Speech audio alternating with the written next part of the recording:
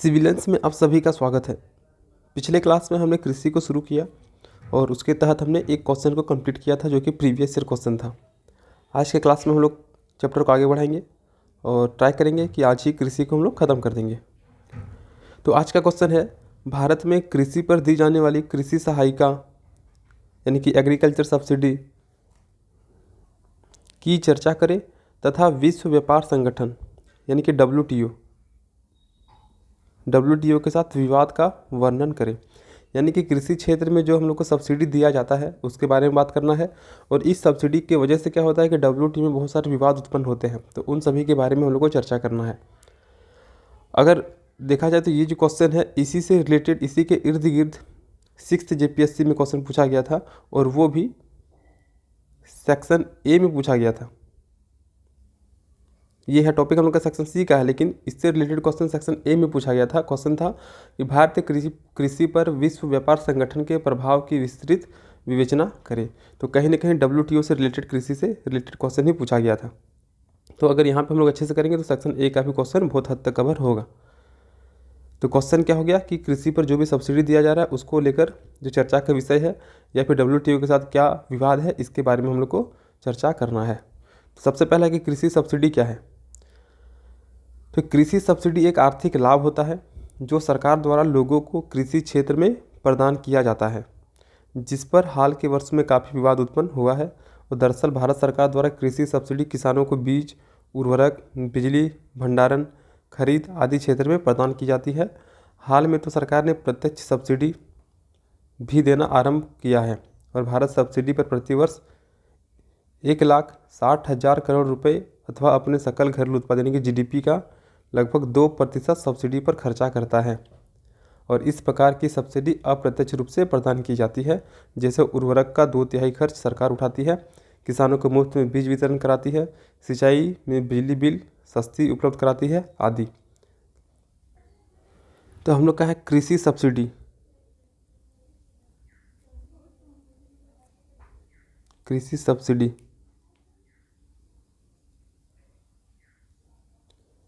ये क्या होता है कि सरकार के द्वारा कृषि क्षेत्र में किसान लोग को प्रदान किया जाता है। इसमें क्या होता है कि जैसे कि हम लोग को उर्वरक चाहिए या फिर बिजली चाहिए, जब उत्पादन काफ़ी ज़्यादा हो जाएगा तो उसको रखने के लिए भंडार गृह चाहिए, यानी कि भंडारण के लिए जगह चाहिए। फिर हो गया उत्तम किस्म के बीज चाहिए। तो इन सभी चीज़ों के लिए किसान को खुद से पैसा लगाना होता है। तो हो सकता है कि बहुत सारे किसान गरीब होंगे, उनके पास आय नहीं होगा, तो ऐसी स्थिति में ये सभी चीज़ उपलब्ध वे खुद से कराने में असमर्थ हो जाते हैं। तो ऐसी स्थिति में क्या होता है कि मान लीजिए किसान कैसे भी करके बीज लगा दिया, यानी कि वो खेती करना शुरू कर दिया, तो अब उसके फसल के उत्पादन में वृद्धि होगा, उसके लिए उर्वरक की आवश्यकता होती है, उसके लिए बिजली की आवश्यकता होती है, क्योंकि बिजली होगा तो ही जाके वो सिंचाई कर पाएंगे, और सिंचाई अगर होता है सही से तो ही जाके कहीं ना कहीं वो खेती अच्छे तरीके से होगा। फिर होगा क्या कि अगर उत्पादन अच्छा हो गया तो ऐसी स्थिति में उनको रखना भी पड़ेगा अच्छा जगह में, यानी कि भंडारण की आवश्यकता होगी। तो बहुत सारे किसान ये सारी चीज़ खुद से उपलब्ध नहीं करा पाते हैं। तो सरकार क्या करते हैं कि मान लीजिए कि उर्वरक जो है, बहुत सारे किसान उर्वरक खरीद नहीं सकते हैं। मान लेते हैं कि कितना हम लोग का 100 रुपये kg है, तो सरकार क्या करेगी, इसी उर्वरक को 40 रुपये kg या फिर जो भी सरकार के द्वारा निर्धारित होगा उतना रेट में देगा। तो मान लेते हैं कि 100 रुपये अगर kg है, 100 रुपये पर kg है, तो सरकार 40 रुपया पर kg किसान को देगी, यानी कि 60 रुपये का घाटा हो रहा है यहाँ पे। तो वह 60 रुपया जो है वो सरकार के द्वारा भरा जाएगा। यानी कि मान लीजिए कि हम एक कोई कंपनी चलाते हैं जो कि उर्वरक का निर्माण करता है, और हम कितना बेच रहे हैं, 100 रुपया पर kg हम उर्वरक बेच रहे हैं। तो सरकार कितना में हमसे खरीदेगी, 100 रुपये में खरीदेगी, लेकिन किसान को 40 रुपया पर kg में उर्वरक को उपलब्ध कराएगी, और बाकी जो 60 रुपया है वो सरकार खुद देगी। तो यही 60 रुपया जो यही क्या कहलाता है, सब्सिडी कहलाता है। तो इसी प्रकार से सरकार उर्वरक में सब्सिडी देती है, यानी कि सस्ते दरों पर उर्वरक उपलब्ध कराती है। बिजली बिल में कटौती करती है, जो मतलब कि पर यूनिट कुछ कम कर देते होंगे सरकार। भंडारण गृह बनाने के लिए फिर सरकार फंडिंग करती होगी। बीज, तो इन सब चीज़ों में सरकार सब्सिडी देती है। परिणाम क्या होता है कि जब सब्सिडी मिलता है तो किसान को महंगी चीज़ें सस्ते दामों पर मिल जाती है और वो इजीली उनका प्रयोग कर सकते हैं। लेकिन इसके मिसयूज भी देखे गए थे। जैसे प्रथम हरित क्रांति हुई थी। प्रथम हरित क्रांति में क्या हो गया था कि सरकार ने इन सभी चीज़ों को काफ़ी अच्छे तरीके से उपलब्ध करा दिया था किसान को। परिणाम क्या हो गया कि किसान उर्वरक का बहुत अधिक मात्रा में प्रयोग करने लगे, पानी बहुत बहाने लगे, जिसकी वजह से आने वाले टाइम में उर्वरक की वजह से मृदा प्रदूषण या फिर मृदा के पोषक तत्वों में कमी देखने को मिली, जल की कमी देखने को मिली। तो ऐसी स्थिति में फिर से द्वितीय हरित क्रांति की मांग उठने लगी थी। तो कृषि सब्सिडी क्या हो गया? तो कृषि सब्सिडी एक आर्थिक लाभ होता है जो कि सामान्य तौर पर सरकार के द्वारा लोगों को कृषि क्षेत्र में प्रदान किया जाता है। सब्सिडी बहुत सारे क्षेत्र में होता है, लेकिन कृषि सब्सिडी यानी कि कृषि क्षेत्र से रिलेटेड ही होगा। अब इस पर विवाद भी होते रहता है। तो विवाद का क्या कारण है, इसको अभी हम लोग पढ़ेंगे अभी थोड़ा देर बाद। तो इसमें सब्सिडी की वजह से विवाद भी उत्पन्न होते रहता है। अब क्या है कि भारत सरकार जो है ये अपने कुल जीडीपी का लगभग 2% कृषि में इन्वेस्ट करती है, कृषि क्षेत्र में खर्चा करती है। लेकिन अगर बात किया जाए विकसित देशों की तुलना में, तो विकसित देशों की तुलना में भारत सरकार के द्वारा अभी भी कृषि क्षेत्र में बहुत कम खर्च किया जाता है अपने कुल जीडीपी का। तो कृषि सब्सिडी क्या हो गया? तो कृषि सब्सिडी एक आर्थिक लाभ है जो कि सरकार के द्वारा कृषि क्षेत्र में लोगों को प्रदान किया जाता है। जैसे कि क्या हो गया, किसानों को मुफ्त में बिजली वितरण कर दी, सिंचाई में बिजली बिल सस्ती उपलब्ध करा देती है, या फिर उर्वरक का मूल्य को 2/3 या फिर कुछ कम कर देती है ताकि किसान उसको इजीली खरीद सके। अब है कि भारत में कृषि दिए जाने के कारण क्या है, आखिर सरकार कृषि क्यों दे रहे, सब्सिडी क्यों दे रहे हैं? तो पहला पॉइंट हम लोग लिख सकते हैं क्या कि भारत में, हम लोग कल ही पढ़े थे पिछला क्लास में, कि भारत में अभी भी जो कृषि होता है वो कहीं ना कहीं पुराने तरीक़ों से ही होता है। यानी कि भारत में कृषि पिछड़ेपन का शिकार है, पिछड़ेपन का शिकार है। यानी कि अभी भी भारत में बहुत सारे किसान बैल, हल, खुरपी, कुदाल इन सभी के माध्यम से खेती करते हैं, और कहीं ना कहीं वे मजबूर हैं ऐसा करने में, क्योंकि उनके पास उतना ज़्यादा पैसा नहीं है कि वे ट्रैक्टर को खरीद सके, या फिर वे सिंचाई के लिए ड्रिप इरिगेशन, स्प्रिंकल सिंचाई ये सारा चीज़ कर सके। तो कहीं ना कहीं भारत में कृषि अभी भी क्या पिछड़ेपन का शिकार है। तो ऐसी स्थिति में अगर कृषि पिछड़ापन का शिकार से ग्रसित है और कृषि में हम लोग के लगभग 43% आबादी आजीविका के लिए निर्भर है, तो ऐसी स्थिति में कृषि क्षेत्र अगर सुदृढ़ नहीं होगा तो कहीं ना कहीं भारत में इसी के परिणाम स्वरूप गरीबी और बेरोजगारी जैसी स्थिति देखने को मिलेगी, क्योंकि भारत में अभी भी 42.3% आबादी जो है वो आजीविका के लिए कृषि क्षेत्र पर निर्भर है। तो अगर सरकार क्या करेगी कि कृषि क्षेत्र में सब्सिडी देगी, तो जो किसान बैल से या फिर हल से खेती करते हैं वे रियायती दरों पर उनको ट्रैक्टर मिल जाएंगे, उनको उर्वरक, बीज, ये सारे चीज़ मिल जाएंगे, प्लस उनको स्प्रिंकल सिंचाई ये सब के साधन भी इजीली उपलब्ध होंगे। तो कहीं ना कहीं भारतीय कृषि पिछड़ेपन से बाहर निकल पाएगी। परिणाम क्या होगा कि गरीबी और बेरोजगारी जैसी स्थिति भारत में कम देखने को मिलेगी। दूसरा पॉइंट क्या है? तो भारत में 2 प्रकार के किसान देखने को मिलते हैं। अगर पंजाब साइड के किसान की बात करें तो वे बहुत ज़्यादा अमीर होते हैं, उनके पास अलग अलग कार होते हैं खुद के चलने के लिए, ट्रैक्टर वैक्टर तो छोड़ दीजिए, बहुत बड़ा बड़ा खेत होता है।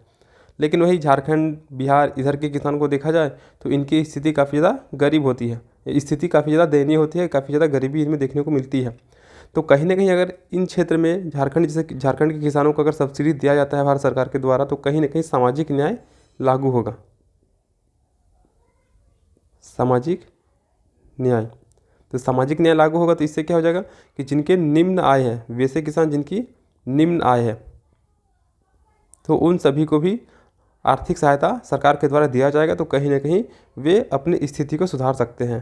तो सब्सिडी क्या करता है, भारत में सामाजिक न्याय को भी लागू करने का काम करता है, क्योंकि सब्सिडी के माध्यम से ही निम्न आय समूह के किसानों को आर्थिक सहायता प्राप्त होती है।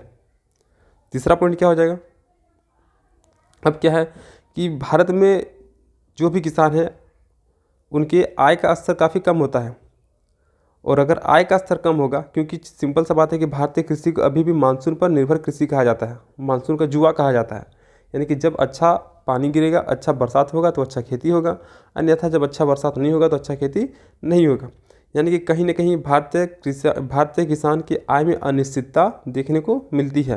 परिणाम क्या होता है कि अगर पानी अच्छा नहीं हुआ, बरसात अच्छा नहीं हुआ, तो इनका आय भी नहीं होगा और आय का स्तर काफ़ी ज़्यादा गिर जाएगा। और अगर आय का स्तर गिरता है, अगर आपके पास इनकम ही नहीं है, तो आप फिर जो भी आधुनिक कृषि आगत है, आधुनिक कृषि आगत यानी कि ट्रैक्टर हो गया या फिर सिंचाई के लिए पंप हो गया, तो इन सभी चीज़ों को खरीद पाने में आप सक्षम नहीं होंगे। तो कहीं ना कहीं सब्सिडी जो वो इन सभी चीज़ों को उपलब्ध कराने में किसान को काफ़ी ज़्यादा हेल्प करती है। चौथा पॉइंट क्या हो जाएगा, तो भारत में ग्रामीण विकास और आजीविका ये दोनों बहुत बड़ा मुद्दा होता है। और हम लोग को पता है कि भारत में अभी भी 42.3% आबादी आजीविका के लिए कृषि क्षेत्र पर निर्भर है। तो कहीं ना कहीं कृषि क्षेत्र बहुत ज़्यादा लोगों को रोजगार भी प्रदान कर रही है। अगर कृषि क्षेत्र में इतने सारे लोगों को रोजगार प्रदान कर रही है, प्लस कि ये सभी जो लोग होंगे ये कहीं ना कहीं ग्रामीण क्षेत्र से ही जुड़े हुए होंगे, तो अगर इतना % आबादी का विकास होता है, यानी कि ग्रामीण विकास भी ऑलरेडी होगा। अब पांचवा पॉइंट क्या होगा, फसल पैटर्न। फसल पैटर्न देखिए, मान लीजिए कि भारत में अभी क्या हो रहा है कि चावल का खेती और गेहूं का खेती काफ़ी ज़्यादा हो रहा है,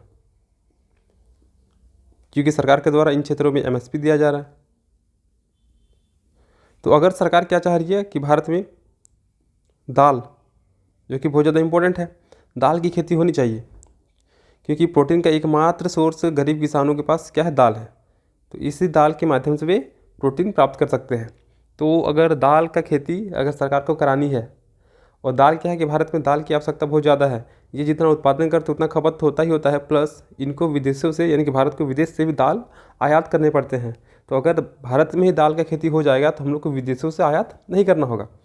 तो अगर सरकार क्या करेगी, दाल का खेती करना चाहेगी, भारत में दाल की खेती को बढ़ावा देना चाहेगी, तो सरकार दाल की खेती के लिए बहुत सारे सब्सिडी देंगे। यानी कि अगर दाल का खेती कर रहे हैं आप, तो इसके लिए सरकार दाल के क्षेत्र में MSP लाएंगे, मिनिमम सपोर्टिंग प्राइस। यानी कि सरकार बोल देगी कि अगर आप दाल का खेती करेंगे तो आपको मिनिमम 50 रुपया पर kg में आपसे दाल खरीदा जाएगा।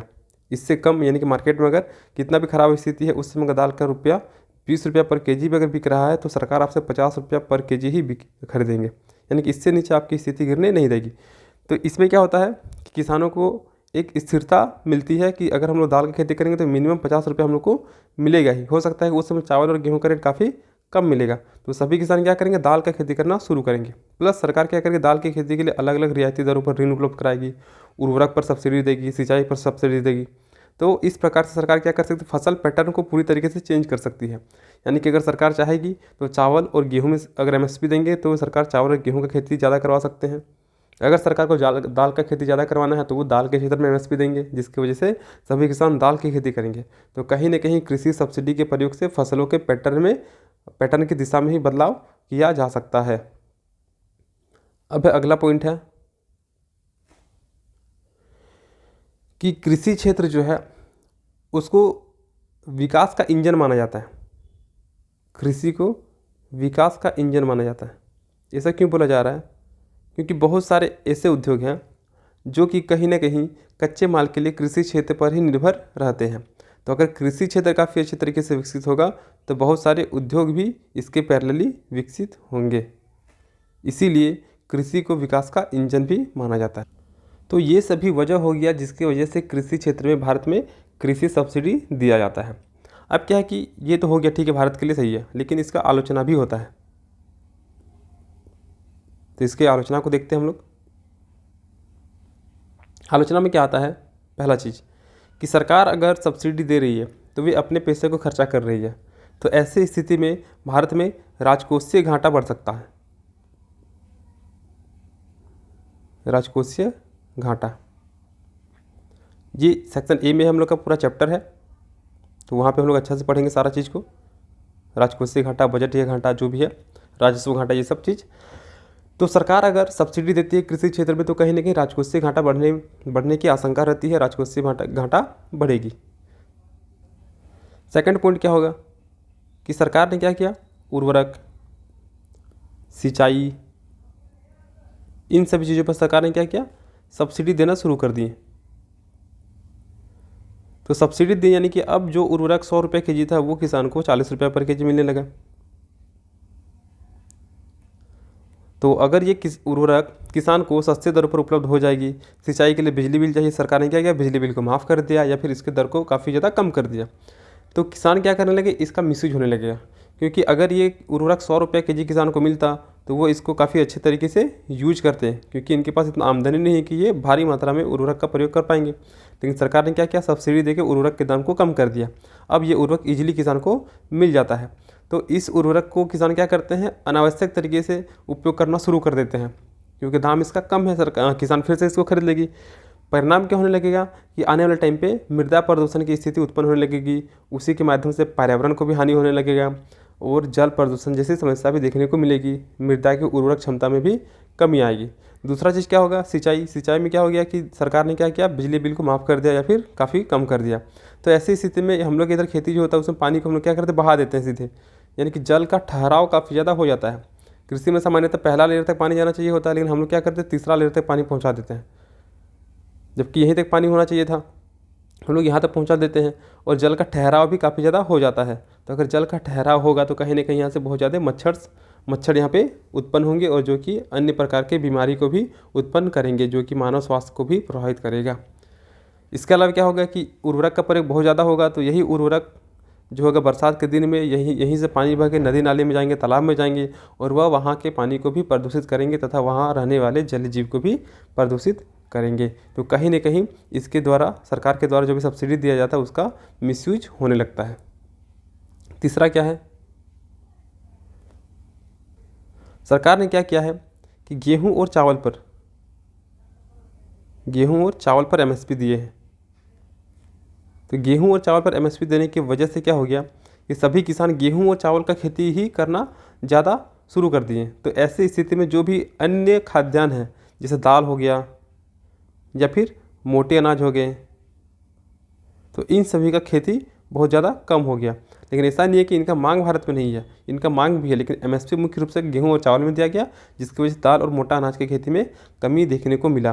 तो कहीं ना कहीं जो फसल पैटर्न को सरकार खुद से चेंज कर सकती थी, तो उसमें विकृति की स्थिति उत्पन्न हो गई। चौथा पॉइंट हो गया क्या, किसान को विद्युत क्षेत्र में सब्सिडी दिया गया। तो विद्युत क्षेत्र में सब्सिडी दिया गया, जिसकी वजह से क्या हो गया, पहला चीज़ कि विद्युत का खपत बढ़ेगा। क्यों? क्योंकि अब किसान हद से ज़्यादा बिजली का प्रयोग करेंगे। और दूसरा चीज़ क्या हो जाएगा कि जो भी भूजल है उसका बहुत अधिक मात्रा में प्रयोग होने लगेगा, परिणाम स्वरूप भूमिगत जल का स्तर काफ़ी ज़्यादा नीचे चल जाएगा। पाँचवा पॉइंट क्या हो गया, तो सरकार ने उर्वरक में सब्सिडी दे दिया है। तो ऐसी स्थिति में किसान उर्वरक का अनावश्यक रूप से प्रयोग कर रहे हैं, जिसकी वजह से जो रेशियो होता है नाइट्रोजन, फास्फोरस और पोटेशियम का 4:2:1 का रेशियो में, वो स्थिति बिगड़ जाती है। तो कहीं ना कहीं मृदा प्रदूषण की समस्या उत्पन्न हो जाती है। नाइट्रोजन, फास्फोरस और पोटेशियम ये 4:2:1 के रेशियो में मिट्टी में दिया जाता है, लेकिन अनावश्यक तरीके से किसानों के द्वारा उपयोग किया जा रहा है, क्योंकि सरकार द्वारा सब्सिडी दिया जा रहा है। तो कहीं ना कहीं ये रेशियो भी बिगड़ जाएगा। छठा पॉइंट क्या हो जाएगा कि सरकार क्या करती है, उर्वरक जैसे क्षेत्रों में सब्सिडी देती है, तो कहीं ना कहीं किसान जैसे वर्मी कंपोस्ट हो गया या फिर अन्य जैविक खाद हो गया, इन सभी का प्रयोग वे नहीं करते हैं, क्योंकि उर्वरक इजली मिल जाएगा और वे उन्हीं का प्रयोग करेंगे, मेहनत कम है। तो कहीं ना कहीं सरकार उर्वरक पर सब्सिडी देकर वर्मी कंपोस्ट या फिर जैविक खाद जैसे चीज़ों के प्रयोग को भी हतोत्साहित करती है। तो ये सभी आलोचनाएं निकल कर आती है सरकार के द्वारा कृषि क्षेत्र में उर्वरक या फिर अन्य चीज़ों पर सब्सिडी देने पर। अब क्या कि वर्तमान परिप्रेक्ष्य का बात किया जाए, तो वर्तमान परिप्रेक्ष्य में सबसे गर्म माहौल जो है वो कृषि पर जो सब्सिडी दिया जा रहा है वही है, क्योंकि बहुत सारे अर्थशास्त्री इस बात से सहमत हैं कि किसान को, खास करके जो छोटे किसान हैं, उनको प्रौद्योगिकी में जो सहायता दिया जा रहा है, यानी कि मशीनीकरण, जैसे बिजली में रियायती दर हो गया या फिर मशीन उपलब्ध करा दिया गया, ट्रैक्टर में काफ़ी कम इंटरेस्ट लग गया, तो इन सभी में यानी कि प्रौद्योगिकी के लिए जो सहायता दिया जा रहा है वो तो सही है, लेकिन एक बार इनको प्रौद्योगिकी में सहायता दिए जाने के बाद फिर से इसको समाप्त कर देना चाहिए, अन्यथा ये इसका मिसयूज करना शुरू कर देंगे। तो कुछ अर्थशास्त्री का मानना है कि इनको बार बार मिलना चाहिए और कुछ अर्थशास्त्रियों का मानना है कि एक बार देने के बाद इसको समाप्त कर देना चाहिए। फिर क्या है कि और भी बहुत सारे अर्थशास्त्री हैं जिनमें से कुछ का मानना है क्या कि सरकार किसान को उर्वरक में सब्सिडी देती है, जिसकी वजह से किसान क्या करेंगे, समृद्ध होंगे। लेकिन उर्वरक से बाद में सब्सिडी को हटा दिया जाना चाहिए। लेकिन इसका दूसरा पहलू क्या आता है कि बहुत सारे विशेषज्ञ का मानना है क्या कि कृषि में जो भी सब्सिडी है, जिस भी क्षेत्र में सब्सिडी दिया जा रहा है कृषि क्षेत्र में, वो सारा सब्सिडी जारी रहना चाहिए। क्योंकि वर्तमान समय में अगर देखा जाए तो भारत में कृषि क्या जोखिम से भरा कार्य हो गया है। और अभी भी भारत में बहुत सारे ऐसे किसान हैं जो कि गरीब हैं और वे सुसाइड भी करते हैं अगर सही से उनका खेती नहीं होता है। तो वर्तमान स्थिति में बहुत सारे किसान आत्महत्या भी कर रहे हैं। और सब्सिडी को अगर समाप्त किया जाएगा तो गरीब और अमीर किसान के बीच में असमानता और भी बढ़ेगी। क्योंकि जो अमीर किसान है उनके पास तो साधन संपन्न है ही, उनके पास पैसा है ही, तो उनको अगर सब्सिडी नहीं भी मिलता है तो कोई दिक्कत नहीं है, वे अपना खेती कार्य प्रारंभ रख पाएंगे और अपना स्थिति उनका कंटिन्यूसली बना रहेगा जैसा था। लेकिन अगर इधर झारखंड के किसानों का बात किया जाए या फिर बिहार के किसानों की बात किया जाए, अगर इनको सब्सिडी नहीं दिया जाएगा तो चूँकि इनके पास उतना इनकम ही नहीं है तो ये हो ना हो खेती ही नहीं कर पाएंगे, जिसकी वजह से यहाँ के किसानों की स्थिति और भी दयनीय हो जाएगी। भुखमरी, गरीबी, बेरोजगारी जैसी समस्या उत्पन्न होने लगेगी। लेकिन सरकार सब्सिडी देती है तो सभी किसानों को इसका लाभ मिलता है, चाहे वो अमीर हो या फिर गरीब हो। और अमीर किसान चूँकि वे पहले से साधन संपन्न है तो कहीं ना कहीं वे उसको और अच्छे तरीके से यूज कर पाते हैं और वे और भी अधिक अमीर होते चले जाते हैं। तो अगर सब्सिडी को हटा दिया जाता है तो गरीबी और अमीरी यानी किसान के बीच में कोई किसान अमीर है तो वो अमीर होता चला जाएगा और कोई किसान गरीब है तो वो और भी गरीब होता चला जाएगा। यानी कि दोनों के बीच का जो डिफरेंस है वो और भी ज़्यादा बढ़ जाएगा। यानी कि यहाँ पे जो सब्सिडी का लाभ बड़े किसान भी ले रहे हैं तो उनके वजह से सब्सिडी को ख़त्म नहीं करना चाहिए, बल्कि हम लोग को एक ऐसा उपाय बनाना चाहिए, ऐसा नीति बनाना चाहिए जिससे कि सब्सिडी का उपयोग मुख्य रूप से जो गरीब किसान है वही कर पाएंगे। तो हर चीज़ के अपने पॉजिटिव भी होते हैं और अपने नेगेटिव भी होते हैं। तो ऐसी स्थिति में सब्सिडी को ख़त्म करना सही बात नहीं है, बल्कि सब्सिडी का जहाँ पे मिसयूज हो रहा है उन चीज़ों पर पाबंदी किस प्रकार से लगाया जाए, किस प्रकार से सब्सिडी का प्रयोग जो है वो गरीब किसानों को या फिर जिनको आवश्यकता है उन सभी को मिलेगा, इस बात पर ध्यान देना चाहिए। तो ये सारे पॉइंट हो गए कि कृषि सब्सिडी क्या है, भारत में कृषि क्षेत्र में सब्सिडी क्यों दिया जा रहा है, इसका आलोचना क्या है। अब हम लोग देखते हैं WTO कि विश्व व्यापार संगठन का क्या यहाँ पे रोल है। साथ ही साथ WTO का यानी कि विश्व व्यापार संगठन का भारत की सब्सिडी के लिए क्या और किस प्रकार का विवाद है। WTO प्लस विवाद। तो 1991 में LPG रिफॉर्म शुरू हो गया था भारत में। उदारीकरण, वैश्वीकरण, निजीकरण ये सब आरंभ हो गया था। यानी कि अब क्या हो गया था कि हम लोग LPG रिफॉर्म के वजह से व्यापारिक रास्ते खुलने लगे थे। यानी कि विदेश से लोग आकर भारत में व्यापार कर सकते हैं, भारत के लोग अब विदेश में जाकर भी व्यापार कर सकते हैं। फिर जाके होता 1995 में WTO का गठन होता है। 1995 में WTO का गठन होता है और इसके बाद WTO कारोबार वृद्धि करने के लिए, मतलब कृषि क्षेत्र में कारोबार को बढ़ाने के लिए या फिर जो भी कृषि क्षेत्र से संबंधित उद्योग है इनमें सभी प्रकार के व्यापार को विकसित करने के लिए एक मंच प्रदान करने का कार्य करने लगा। और इसी संगठन के तहत यानी कि WTO के मंच के तहत ही क्या हो गया, सबसे ज़्यादा जो विचार विमर्श बोल लीजिए या फिर सबसे ज़्यादा वाद विवाद का क्षेत्र रहा वो कृषि क्षेत्र रहा। यानी कि WTO के गठन 1995 में हो गया, जो कि कृषि क्षेत्र से संबंधित व्यापार को बढ़ाने के लिए एक मंच प्रदान कर रहा है। लेकिन इसके बीच में जितना भी चर्चा हुआ, जो भी वाद विवाद हुआ, उसमें सबसे ज़्यादा वाद विवाद वाला टॉपिक कौन सा रहा, तो कृषि रहा। क्योंकि कृषि क्षेत्र से जुड़े जो भी प्रावधान है उसको लेकर विकसित देश और विकासशील देश, जो भी विकसित देश हैं जैसे अमेरिका हो गया और विकासशील देश यानी कि भारत जैसे देश हो गए, इनके बीच में कोई ना कोई विवाद उत्पन्न होते रहा। और इसके पीछे का मुख्य कारण क्या निकल कर आया, तो कृषि क्षेत्र में दिया जाने वाला सब्सिडी। क्योंकि जो विकसित देश थे उनका मानना क्या था कि WTO के समझौते में जो भी क्रियान्वयन हुआ है उसका अधिकांश लाभ विकासशील देश को यानी कि भारत, चीन जैसे देशों को होगा। क्योंकि भारत और चीन जैसे देश में आबादी काफ़ी ज़्यादा है, यानी कि यहाँ की निर्यात क्षमता जो है काफ़ी ज़्यादा है, कृषि क्षेत्र में निर्यात क्षमता काफ़ी ज़्यादा है। तो ऐसी स्थिति में WTO के अंतर्गत कृषि क्षेत्र से संबंधित जो भी समझौता है अगर उसको लागू किया जाता है, यानी कि WTO के जितने भी सदस्य देश हैं उन सभी में लागू किया जाता है, तो ऐसी स्थिति में सबसे ज़्यादा लाभ जो होगा वही इन विकासशील देशों को होगा। यहाँ तक कि जो भी विकसित देश हैं उनको ये भी डाउट था कि अगर WTO का समझौता लागू हो जाता है तो ऐसी स्थिति में भारत का भागीदारी जो कि पहले 0.5% था विश्व निर्यात में कृषि क्षेत्र में, वो बढ़कर 1% हो जाएगा। और केवल गेहूं और चावल के व्यापार से भारत को 270 बिलियन से अधिक का लाभ हो जाएगा। तो यही सारा डाउट जो है वो विकसित देशों को विकासशील देश को लेकर था। हालांकि विकसित देश जो है वो कृषि या फिर खेती से संबंधित सब्सिडी विकासशील देश से कई गुना ज़्यादा होती है, लेकिन इसके बावजूद भी उनको डर है कि कहीं ना कहीं विकासशील देश काफ़ी ज़्यादा आगे निकल जाएंगे WTO में जो भी समझौता है अगर उसको लागू किया जाता है। तो ऐसे स्थिति में कहीं ना कहीं ये विवाद उत्पन्न करते रहते हैं। तो WTO और विवाद में क्या हो गया, तो 1995 में WTO का गठन हो गया।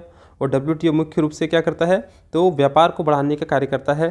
तो इसके लिए ये कृषि क्षेत्र में जो भी व्यापार है उसको बढ़ाने के लिए एक मंच प्रदान करता है। और इस मंच के तहत जो भी सर्वाधिक विचार विमर्श और वाद विवाद का क्षेत्र था वह कृषि था। क्योंकि विवाद क्या हो गया, तो कृषि क्षेत्र में जो भी विकासशील देश के द्वारा सब्सिडी दिया जा रहा था उसके वजह से विवाद उत्पन्न हो रहा था। प्लस क्या हो गया कि विकसित देश की ऐसी आशंका थी कि WTO के माध्यम से जो भी कृषिगत समझौता है अगर उन सारे समझौतों को लागू किया जाए तो जो भी विकासशील देश है, भारत और चीन जैसे विकासशील देश, कहीं ना कहीं ये कृषि क्षेत्र में व्यापार में काफ़ी ज़्यादा आगे बढ़ जाएंगे। इनको यहाँ तक का डाउट था कि भारत की भागीदारी जो कि अभी 0.5% है वो बढ़कर कहीं ना कहीं 1% हो जाएगा। और सिर्फ भारत को गेहूँ और चावल के खेती से 270 बिलियन का प्रॉफिट होगा। हालांकि विकसित देश के द्वारा जो भी उनका कृषि क्षेत्र में इन्वेस्ट किया जाता है उसकी तुलना में भारत जैसे विकासशील देश में काफ़ी कम इन्वेस्ट कृषि क्षेत्र में किया जाता है। लेकिन इसके बावजूद भी विकसित देशों को काफ़ी ज़्यादा डाउट्स थे, काफ़ी ज़्यादा आशंकाएँ थे, जिसकी वजह से वो WTO के बैनर तले बहुत ज़्यादा विवाद उत्पन्न करते हैं। अब क्या है कि WTO के अंतर्गत कृषि छूट सब्सिडी को लेकर 4 प्रकार की पेटियाँ बनाई गई है। 4 प्रकार की पेटियाँ। और इन पेटी में क्या है, सब्सिडी राशि को लेकर सीमित नियम बनाए गए हैं। पहला आता है हम लोग का एम्बर बॉक्स आता है, जिसको हम लोग पीली पेटी के नाम से भी जानते हैं।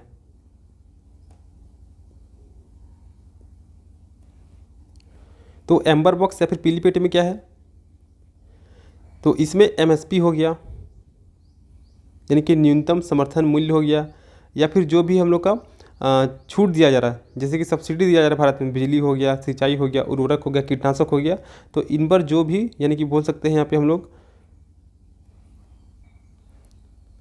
आगत छूटे, और इसी के अंतर्गत आ जाएगा वही बिजली वाला आ जाएगा, सिंचाई, उर्वरक, कीटनाशक जैसे पदार्थ आ जाएंगे। तो इन पर MSP और इस पर प्रत्यक्ष रूप से छूट देने की बात करती है। और इसमें क्या एक लिमिटेशन भी लगाया गया, WTO इसमें एक सीमा का निर्धारण भी करता है। ऐसा नहीं कि आप बहुत सारा छूट दे रहे हैं, तो इसमें एक सीमा भी लगाया गया है। और इस सीमा में क्या है कि जो भी विकसित देश होंगे वे अपनी कुल कृषि उत्पाद का सिर्फ और सिर्फ 5% तक कृषि क्षेत्र में दे सकते हैं। यानी कि जितना भी कृषि क्षेत्र में उत्पादन हो रहा है उसका 5% ही कृषि क्षेत्र में सब्सिडी देंगे। हालांकि विकासशील देश के लिए इसको 10% रखा गया है। तो क्या हो गया, WTO में सब्सिडी के लिए यानी कि कृषि छूट से संबंधित जो भी प्रावधान उसके लिए 4 प्रकार के पेटी का निर्माण किया गया, जिसमें पहला पेटी आता है एम्बर बॉक्स, जिसको हम लोग पीली पेटी के नाम से भी जानते हैं। और इसी के माध्यम से क्या होता है, कृषि क्षेत्र के उत्पादन और व्यापार में विसंगति पैदा करता है। क्योंकि इस पेटी के अंतर्गत न्यूनतम समर्थन मूल्य हो गया या फिर जो भी आगत छूट जैसे कि बिजली, सिंचाई, उर्वरक, कीटनाशक जैसे पदार्थों पर ऋण दी जाती है उस पर प्रत्यक्ष छूट की बात की गई है। लेकिन इसमें WTO के द्वारा एक सीमा का निर्धारण किया गया है कि जो भी विकसित देश होंगे उनकी जो भी कृषि उत्पादन होंगे तो सकल कृषि उत्पाद के 5% तक ही वे कृषि सब्सिडी के रूप में दे सकते हैं, जबकि विकासशील देश के लिए कृषि सब्सिडी को 10% तक रखा गया है। यानी कि विकासशील देश जैसे भारत में जितना भी कृषि उत्पादन होता है उसका 10% ही हम लोग सब्सिडी दे सकते हैं, उससे ज़्यादा सब्सिडी नहीं दे सकते हैं। हालांकि अगर भारत की बात करें तो भारत विकासशील देश है तो कायदे से भारत को कुल कृषि उत्पादन का 10% सब्सिडी देने का अधिकार है, लेकिन भारत अभी भी इससे काफ़ी ज़्यादा दूर है, यानी कि 10% भी सब्सिडी नहीं दे पाता है। लेकिन भविष्य में हो सकता है कि भारत की स्थिति अच्छी होगी तो भविष्य को देखते हुए भारत विकासशील देशों का नेता बनते हुए इस प्रावधान का बहुत ज़्यादा निंदा करता है, क्योंकि विकसित देश के द्वारा इस चीज़ की बार बार विरोध किया जाता है। तो ऐसी स्थिति में भारत क्या करता है कि जो भी विकासशील देश हैं तो उन सभी देशों को एकजुट करके विकसित देशों के द्वारा जो भी विवाद उत्पन्न किया जा रहा है उनका विरोध करते हैं। तो एम्बर बॉक्स में क्या लिखना है हम लोग को, तो एम्बर बॉक्स में क्या हो गया कि इस पेटी के अंतर्गत न्यूनतम समर्थन मूल्य एवं आगत छूटें जैसे कि बिजली, सिंचाई, उर्वरक, कीटनाशक जैसे पदार्थों एवं ऋण पर दी जाने वाली प्रत्यक्ष छूटें आती है। और ऐसी कृषि छूट पर WTO एक सीमा निर्धारित करते हुए कहता है क्या कि जो विकसित देश होंगे वे सकल कृषि उत्पाद के 5% और विकासशील देश सकल कृषि उत्पाद के 10% से अधिक सब्सिडी नहीं दे सकते हैं। सेकंड आता है हम लोग का ब्लू बॉक्स। ब्लू बॉक्स जिसको हम लोग नीली पेटी भी बोलते हैं, नीली पेटी। तो ब्लू बॉक्स में क्या है, तो ब्लू बॉक्स को ही क्या बोला जाता है, शर्तों के साथ पीली पेटी। ब्लू बॉक्स को शर्तों के साथ पीली पेटी कहा जाता है।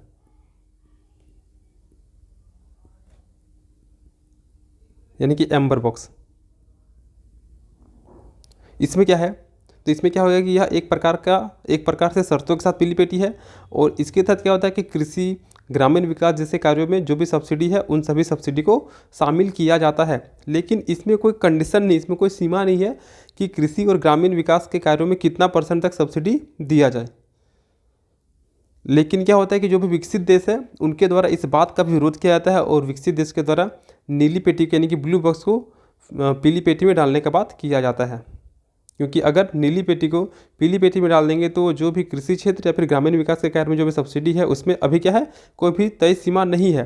तो अगर जैसे इसको हम पीली पेटी में डाल देंगे तो इसमें भी क्या हो जाएगा, एक तय सीमा आ जाएगा। तो इसी बात को लेकर विकसित देश में हमेशा विवाद उत्पन्न होते रहता है। तो ब्लू बॉक्स में क्या लिखेंगे हम लोग, तो ब्लू बॉक्स क्या है, एक प्रकार से शर्तों के साथ पीली पेटी है और इसी के तहत कृषि तथा ग्रामीण विकास जैसे कार्यों में दी जाने वाली सब्सिडी का प्रावधान किया गया है।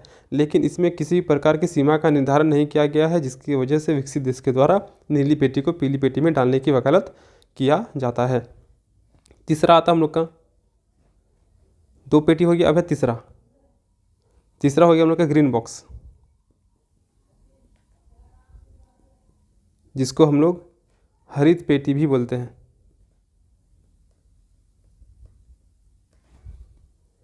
तो ग्रीन बॉक्स में क्या आता है, तो इसके अंतर्गत वैसी कृषि छूट आती है, वैसी कृषि छूट या फिर सहायता आती है जो कि व्यापार में किसी भी प्रकार का विसंगति उत्पन्न नहीं करता है। लेकिन एम्बर बॉक्स में क्या था कि वो विसंगति उत्पन्न कर रहा था।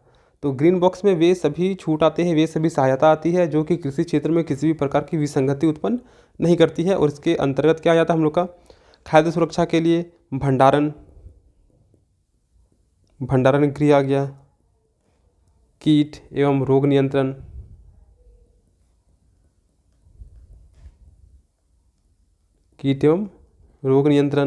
फिर हो गया क्या कि कृषि क्षेत्र में जो भी हम लोग को अनुसंधान करना है वो सब हो गया, पर्यावरण संरक्षण से संबंधित जो भी प्रावधान है। तो इन सभी चीज़ों पर ग्रीन बॉक्स के तहत कृषि क्षेत्र में छूट दिया जाता है।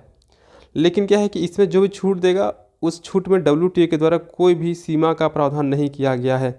यानी कि अभी तक सिर्फ और सिर्फ पीली पेटी में ही सीमा का प्रावधान किया गया है, जबकि ब्लू बॉक्स में भी सीमा का प्रावधान नहीं किया गया है और ग्रीन बॉक्स में किसी प्रकार का सीमा का प्रावधान नहीं किया गया है। लेकिन इसमें क्या है कि जो भी विकासशील देश है उनके द्वारा विकासशील देश के माध्यम से इस पर सवाल क्रिएट किए जाते हैं। क्योंकि जो विकसित देश होते हैं वे बहुत चालाकी से क्या करते हैं कि आय सुरक्षा के नाम से, पर्यावरण सुरक्षा के नाम से अपने किसानों को बहुत अधिक छूट दे देते हैं। तो अगर वे अपने किसानों को छूट देंगे तो कहीं ना कहीं इससे प्रॉब्लम क्या हो जाता है कि उनकी उत्पादकता काफ़ी अच्छी होगी और वे सस्ते दरों पर अपने अनाजों को विश्व बाजार में बेच पाएंगे। लेकिन जो भारत जैसे देश है, जो विकासशील देश है, ये क्या करते हैं, उतने छूट नहीं दे पाते हैं। तो इनकी अनाज क्या होगी, विकसित देश की तुलना में काफ़ी ज़्यादा महंगी होगी और गुणवत्ता में कहीं ना कहीं खराबी होगी। तो आपको अगर खरीदना रहेगा कोई चावल जो कि एक अमेरिका के द्वारा उत्पादन किया गया और काफ़ी अच्छा गुणवत्ता वाला है और एक भारत के द्वारा उत्पादन किया गया जिसकी गुणवत्ता कम है प्लस महंगा भी ज़्यादा है, तो आप कौन सा चावल खरीदेगा? जाहिर सी बात है कि आप अमेरिका का चावल खरीदेगा। तो ऐसी स्थिति में भारत का चावल बिकेगा ही नहीं और भारत के किसानों की स्थिति और भी खराब होगी। तो इसीलिए ग्रीन बॉक्स के तहत जो भी विकासशील देश है उनके द्वारा हमेशा विवाद उत्पन्न किया जाता है, क्योंकि जो विकसित देश होते हैं वे आय सुरक्षा, आय बीमा या फिर पर्यावरण सुरक्षा के नाम पर अपने किसानों को अत्यधिक व्यापक छूट देकर रखा है। तो ये हो गया हम लोग का तीसरा बॉक्स हो गया। और चौथा आता है हम लोग का सामाजिक एवं विकास पेटी। सामाजिक एवं विकास पेटी।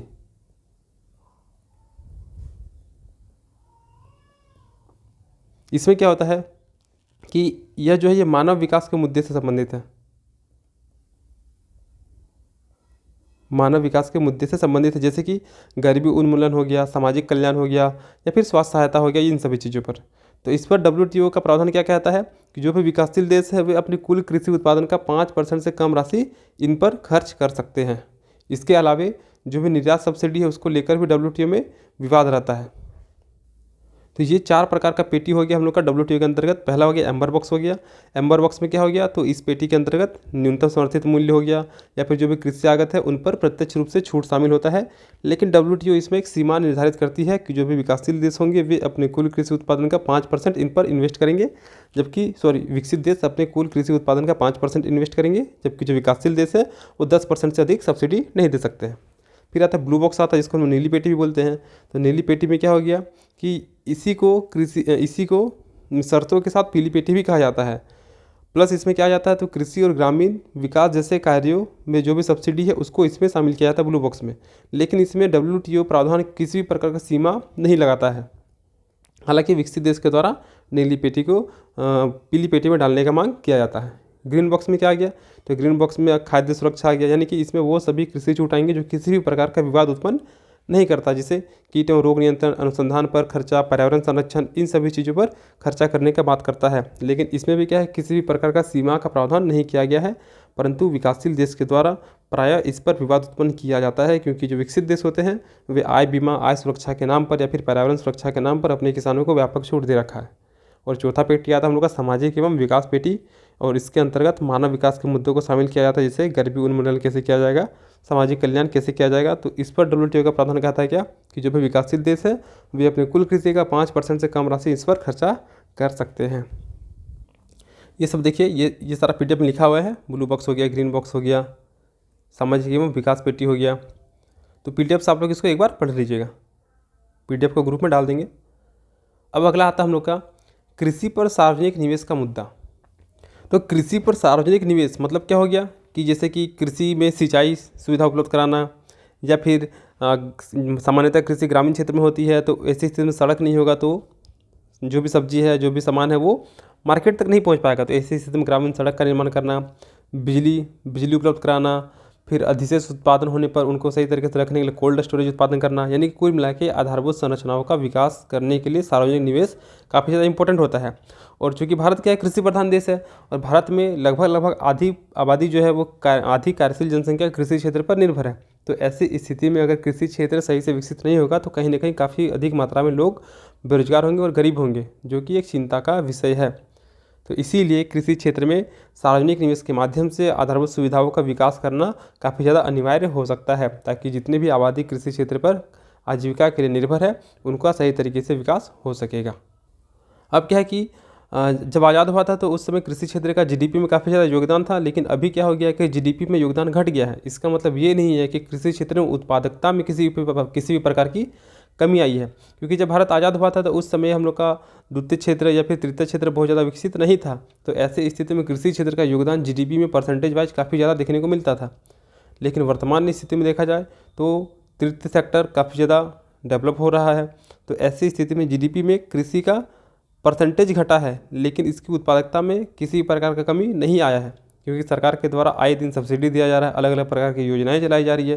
तो इसके उत्पादन में काफ़ी ज़्यादा वृद्धि हुई है। बस ग्राफ अगर देखिएगा तो आज़ादी के समय अगर ग्राफ कुछ ऐसा था कृषि क्षेत्र को लेकर, तो वर्तमान में क्या हो गया, घटकर इस प्रकार का हो गया है, जो कि यह नहीं दर्शाता है कि कृषि क्षेत्र में उत्पादन में किसी भी प्रकार का कमी आया है। अगर LPG रिफॉर्म बात किया जाए तो LPG रिफॉर्म से पहले कृषि क्षेत्र में सार्वजनिक निवेश 30% था, जो कि उसके बाद गिरकर 19.9% यानी कि अप्रॉक्स 20% हो गया था। लेकिन हम लोग का ऐसा अनुमान था कि जैसे LPG रिफॉर्म होगा तो अन्य क्षेत्र की तरह कृषि क्षेत्र में भी निवेश काफ़ी ज़्यादा बढ़ेगा, लेकिन ऐसा देखने को नहीं मिला, जो कि घटकर और 20% के आसपास हो गया था। कृषि में सार्वजनिक निवेश मुख्य रूप से मध्यम एवं वृहद सिंचाई कार्य, ग्रामीण सड़क, बाजार स्टोरेज सुविधा, ग्रामीण विद्युतीकरण आदि में किया जाता है, जबकि निजी निवेश निजी सिंचाई, यांत्रिकीकरण, भूमि समतलीकरण जैसे क्षेत्रों में होता है। और वर्षा पोषित या शुष्क कृषि क्षेत्र में आधारभूत संरचना के विकास के लिए सरकार निवेश करती है और इसके अलावा सार्वजनिक निवेश का पर्यावरण और कृषि वृद्धि की निरंतरता पर अनुकूल प्रभाव पड़ता है। अब आगे आता है हम लोग का कृषि सुधार और कृषि संबंधित संकट। तो देश में क्या है कि जो भी किसान है उनमें ऋणग्रस्तता देखा जाता है, जिसकी वजह से इनमें सुसाइड की समस्या भी काफ़ी ज़्यादा देखने को मिलती है, क्योंकि किसान क्या करते हैं कि खेती के समय ऋण लेते हैं और अगर खेती अगर अच्छा हुआ तो वे ऋण को चुका देते हैं, लेकिन अगर खेती अच्छा नहीं हुआ तो वे ऋण को नहीं चुका पाते हैं और आने वाले टाइम पे उनको ऋण भी नहीं मिलेगा और वो खेती भी नहीं कर पाएंगे। परिणाम क्या होता है कि वे सुसाइड कर लेते हैं। तो भारत में किसानों में ऋणग्रस्तता के संबंध में गंभीर स्थिति पाई जाती है और लगभग 50% कृषक परिवार ऋणग्रस्त हैं और यह अनुपात आंध्र प्रदेश, तमिलनाडु, केरल जैसे राज्यों में बहुत अधिक है और अधिकतम सुसाइड इन्हीं राज्यों में किया जाता है। इन राज्यों में अपेक्षाकृत निवेश भी ऊंचा है। किसान अपने उधार पर 50% से अधिक कृषि में निवेश करते हैं, लेकिन यह निवेश आंध्र प्रदेश, कर्नाटक, महाराष्ट्र जैसे राज्यों में बहुत अधिक है। साथ ही साथ किसानों के द्वारा लगभग 50% धन संस्थागत स्रोतों से लिए जाते हैं, लेकिन यह अनुपात आंध्र प्रदेश में बहुत कम है और शेष ऋण अनौपचारिक स्रोतों से लिए जाते हैं। यानी कि कृषि क्षेत्र में, भारत में कृषि क्षेत्र में ऋण जो है वो बहुत बड़ी समस्या बनकर निकल कर आ रहा है और ख़ास करके आंध्र प्रदेश, तमिलनाडु, केरल जैसे राज्यों में इसकी समस्या काफ़ी अधिक देखने को मिल रही है। तो ये सारा चीज़ आप लोग एक बार PDF में खुद से पढ़ लीजिएगा। PDF को हम दे देंगे ग्रुप में और बाकी जो WTO से संबंधित प्रावधान था वो सारा चीज़ बता दिए। इसके बाद हम लोग का और 2 चैप्टर रह जाता है, जिसमें से अगला चैप्टर हम लोग का बैंकिंग वाला होगा और उसके भारत में औद्योगिक विकास से संबंधित चैप्टर हो गया। यानी कि टोटल यहाँ पे हम लोग का 4 चैप्टर है, जिसमें से 2 चैप्टर हम लोग का ख़त्म होता है और 2 चैप्टर छूटता है, बैंकिंग और औद्योगिक विकास। तो मैक्सिमम 4 क्लास में हम लोग का सेक्शन C और ख़त्म हो जाएगा। PDF के लिए आप इस नंबर पर कॉन्टैक्ट कर सकते हैं 6206193277। तो मिलते हैं अगली क्लास के साथ, बैंकिंग वाले क्लास के साथ। तब तक के लिए धन्यवाद।